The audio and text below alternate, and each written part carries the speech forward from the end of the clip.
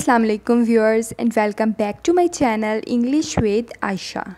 Topic that I am going to explain in this video is communication, or you can say communication skills. So first of all, I will tell you about the meaning of communication.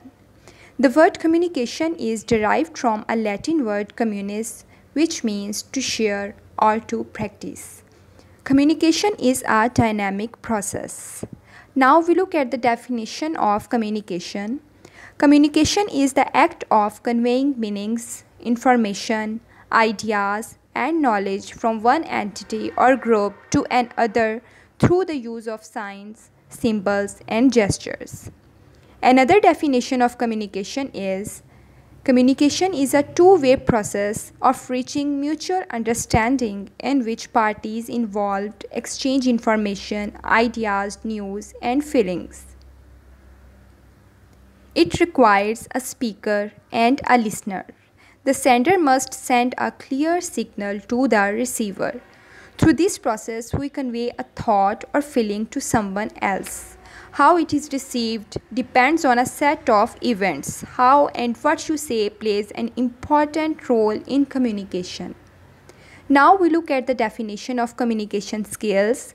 Skills is an ability to do something in most effective way.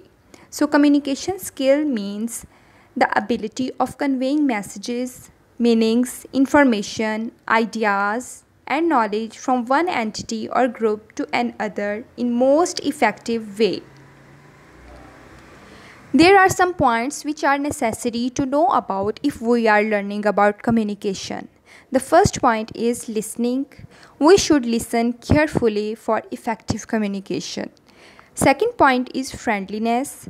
There should be the element of friendliness in effective communication. The third point is open-mindedness. We should be open-minded while communication. The next point is non-verbal communication. Non-verbal communication makes our communication more effective, like eye contact, head and hands movement, and so on. The next point is confidence, which makes our communication much better. And the last one is feedback. Giving feedback to the other person in communication makes communication more effective. There are some other points that are very important for the effective communication, which are as follows. The first point is the pronunciation and meaning of the speech should be clear. Second point is the grammar and logic of the speech should be correct. Third point is the speech should be complete and there should be no short form of any word. The next point is the speech should be concise. It should be short but completely explained. The next point is the speech should be concrete. It should be solid and based on facts. The next point is there should be coherence between logic and meaning of the speech or the text.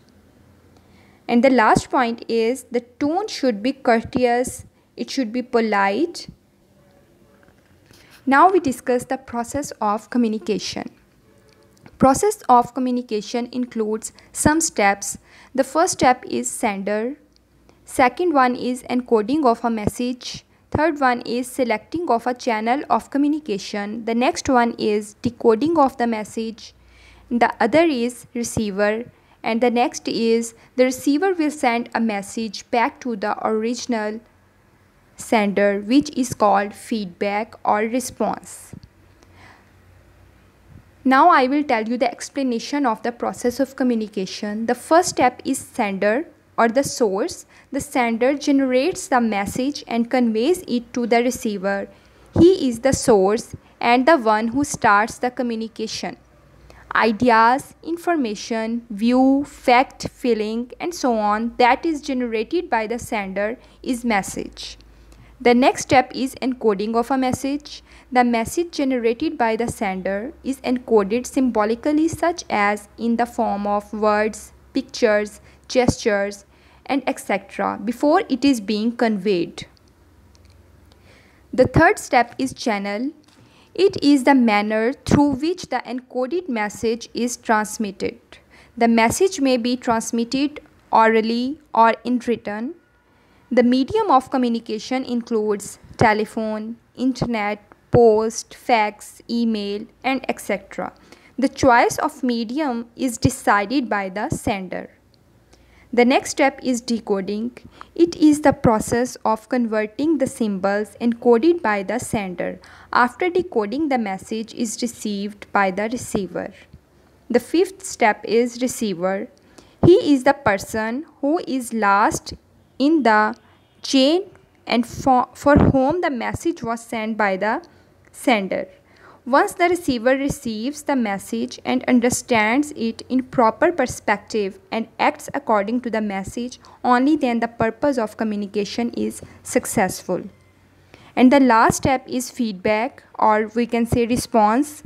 Once the receiver confirms to the sender that he has received the message and understood it, the process of communication is complete. So these are the steps of process of communication. First one is source, then encoding, then channel, then decoding, then receiver, then the last step is feedback or response. Hope you guys completely understand the process of communication and the meaning of communication. If you like the video, give a big thumbs up and don't forget to subscribe to my channel and tell me in the comment section what you want in the next video. Till then, Allah Hafiz.